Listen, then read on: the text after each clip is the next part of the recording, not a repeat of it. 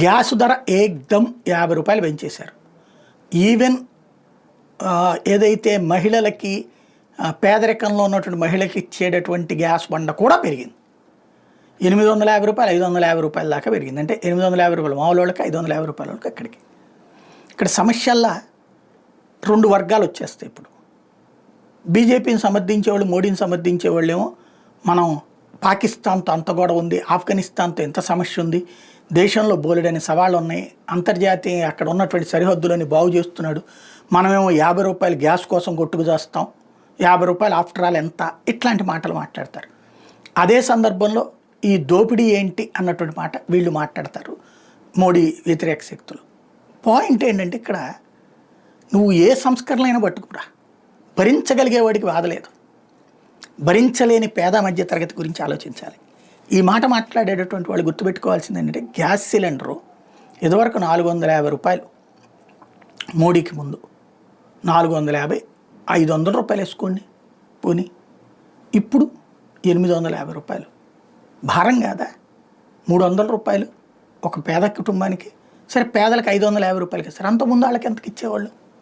250 రూపాయలకి ఇచ్చేవాళ్ళు కదా, లేదు 300 రూపాయలకి ఇచ్చేవాళ్ళు కదా, అంటే మిగతా వాళ్ళకంటే తక్కువకే ఇచ్చేవాళ్ళు కదా వాళ్ళకి గ్యాస్ అనేటటువంటి. మరి వాళ్ళకి కూడా పెరిగింది కదా. ఈ 10 ఏళ్లలో ఇంత భారీగా పెరిగింది.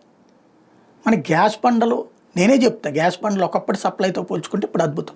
నాలాంటి వాడికి అసలు భారం కాదు, 800 రూపాయలు పెట్టుకోవడం నాకేం పెద్ద కష్టం కాదు, 850 రూపాయలు.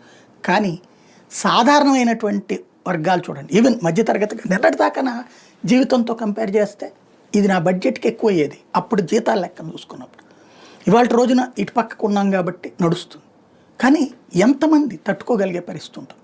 ఇదేం భారీగా ప్రాణాలు కోల్పోయేటంతటి ప్రమాదం కాదు, కానీ మానవతా కోణం కావాలి, మధ్యతరగతికి సంబంధించిన మానవతా కోణం కావాలి. మంచి చేసినప్పుడు సమర్థిద్దాం. ఏది ఆయుష్మాన్ భారత్ తీసుకొచ్చారు, లేకపోతే ఇన్కమ్ ట్యాక్స్ తగ్గించారు, ఖచ్చితంగా సంతోషిస్తాం. అట్ ద సేమ్ టైం ఈ భారాలు మరీ ఒకేసారి అర్థం పర్థం లేకుండా భారం మోపకూడదు. ఇంకోటి పెట్రోల్ డీజిల్ అక్కడ అంతర్జాతీయంగా తగ్గిన రోజును కూడా తగ్గించట్లేదు.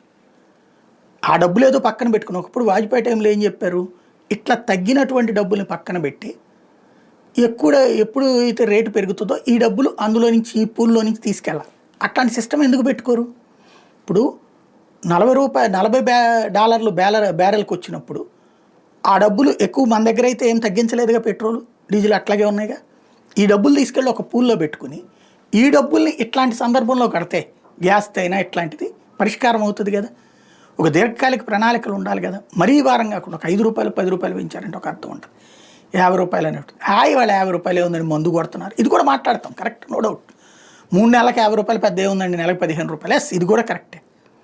కానీ ఇక్కడ 50 చూస్తున్నాం మనం, ఇప్పుడు 50, కానీ 2014లో ఎంత ఉంది, ఇవాళ ఎంత ఉంది, అది ఆలోచించాలి.